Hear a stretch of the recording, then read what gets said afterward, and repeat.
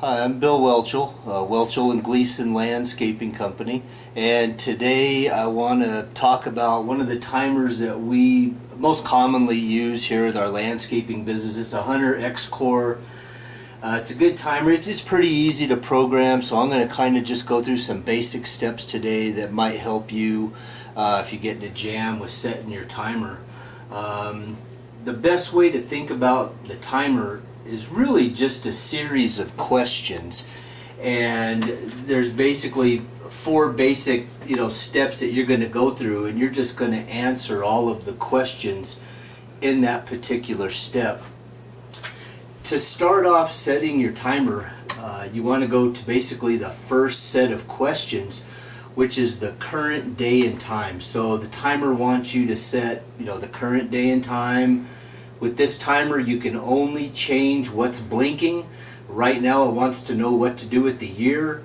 To change the year, you just push the positive or negative buttons up or down to change. It's 2013 right now. If we wanted to go to 2012, you go down. 2013, 14, you go up. It's 2013, so we've done that. We've answered that question. To get to the next question, you push the right arrow and it has a little hand on it, and we're gonna go to the next question. And remember, you can only change what's blinking. So right now it wants to know what to do with the month. The month is blinking. It's the 7th month. We know that's fine, but again, if you had to change it, you just use the positive or negative to go up or down. Okay, the next question, it wants to know what to do with the day. Right now you can barely see it, but the PM is blinking up there, and a lot of times that confuses people, but the PM is blinking, and again, that's all you're able to change right now is the AM or PM. It's PM. We're going to go to the next question. Hour, minutes, and now we're back to the year. So we've answered all the questions in that first set of questions, if you will. Alright, so the next set is your start time. And right now, see, this is on program C, and that's another big mistake sometimes that people make, is they get off on their programs. This timer has A, B, and C programming. To keep it simple, I really like to keep everything on program A. And so if you get into this first step where you're doing the start times and you see a B or a C, push this program button and get to A. Alright? We'll talk about how to do A, B, and C programming, but not today. Today I want to just show you how to do the basic setup. Make sure you're in program A. That's important. Alright? And what I want to do is get to the start time. I want to get to the first start time also. So now we know we're in program A. This number 1 over here means the first start time. Now you only have to have one start time, because even if you have multiple zones or valves, if you will, if you have 3 valves out there, let's say you have 2 for the lawn and 1 for the drip, you only need one start time, because the timer will automatically, if we set this to start, your first start time at 8 o'clock, that's going to do from 8 to 8:15 on zone 1, and then it'll automatically go to zone 2 and zone 3. So they'll run back to back consecutively. So you only have to have one start time. The only reason for multiple start times is if you want to water in the morning and then again in the evening. So we're just going to set up one start time. And again, we want to change what's blinking, so we know we have our first start time, and this is set to start at 1 p.m. Right now we're in July, so it's a better idea if you start early in the morning. And I'm just going to push the negative button down, so that changed it to AM, and let's just set this to water at 5 a.m. It's nice and cool out, and that'll be before anybody takes a shower or anything like that, where we're not disrupting anything in the household to water the landscaping. So our first start time is set to water at 5 a.m. and that all the zones will water back to back starting at 5. Okay, so the next question This is a second watering time, and again, the only reason I would do that is if for whatever reason I had a new lawn or something like that and I wanted to water again in the evening. But aside from that, let's just have one start time for all of the zones. So we don't have a second watering start time or a third or a fourth. So you can water up to 4 times a day with this timer.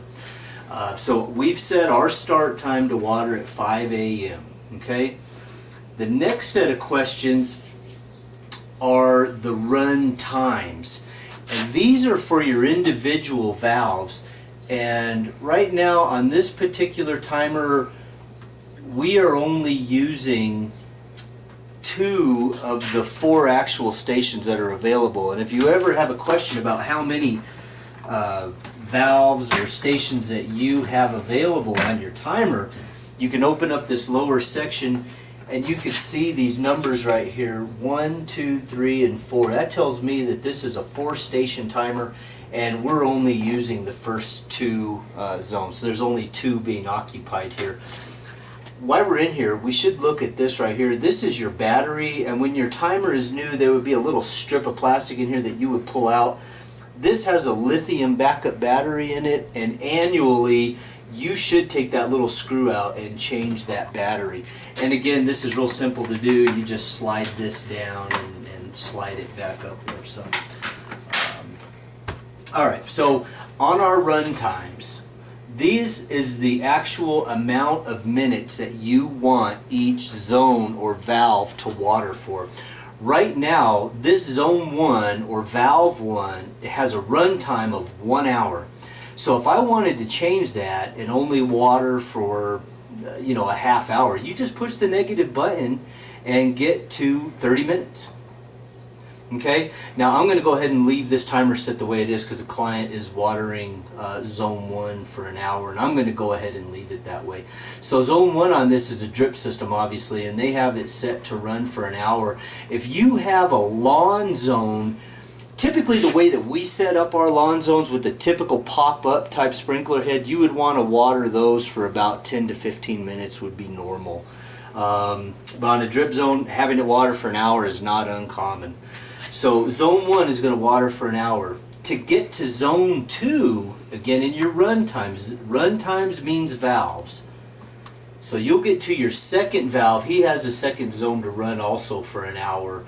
And then if you had a third zone, you would get to your third zone, fourth zone, and so on. Keeping in mind this has an A there, so we know that we're in program A, which is where we want to be. So again, you can only change what's blinking. It's telling me right now in program A I have a total amount of minutes of 2 hours that are being occupied. So zone 1 is an hour, zone 2 is an hour. If you want to change that more or less time, you just use the button. So, alright, we've answered all the questions there. The next one is your water days. And again, we're in program A. This right here has the calendar down below, Monday through Sunday. And the days that aren't being watered, if we could zoom in, actually have a little circle with a slash line through them. And that means that it's not going to water on that day. But when you go to water days, it's automatically going to pull that calendar up for you.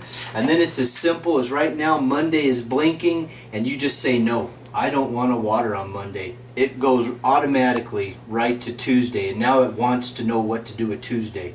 And I'm going to go ahead and leave this this client's timer the way it is. So on Tuesday, I'm going to say yes, Wednesday no, Thursday yes, Friday no, Saturday yes, and Sunday no. Once I've answered all, it just goes right back to Monday, and now you've answered all those questions in there, what to do with the watering days. The seasonal adjust, leave it at 100%. If you are good with programming things like this, you can get in and adjust that seasonal adjust, and that basically says the timer is going to do 100% of what I told it to do today. If you change that to 50%, it would only do 50% of what's programmed, but you'd have to read and get a little more involved, and I really don't like to get into that. I like the timer to do what I told it to do. So we'll leave it at 100%. Okay, so now we've answered all those questions. We're going to go back up to run, and you're good. We've set this timer. It's set to run. We know we have the current day and time. We have our start time at 5 a.m. Our zones are set to water for 1 hour each, and we have our water days chosen, the days that we want to water. We can go back to run. Two more things that I want to talk about real quick is the system off. Now you want to turn the system off if we have inclement weather, it's freezing or raining, something like that, and you don't need to water. You just simply come out, turn the system off, and go about your business. Just don't forget, to come out and turn it back to run once we start getting the warm days again. This manual, or manual one station, is how you use this timer to manually water your stations if you needed to go out and check something. You come out here and simply go to manual and click it back to run real quick. The little sprinkler head indication down here tells me that zone 1 is running right now.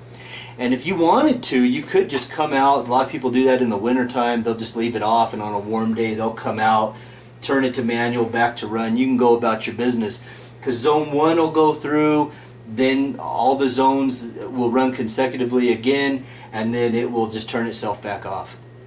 Okay, so right now zone 1 is running. If I wanted to check other zones, like I was having a problem with zone 2, right now all I got to do is just push that arrow.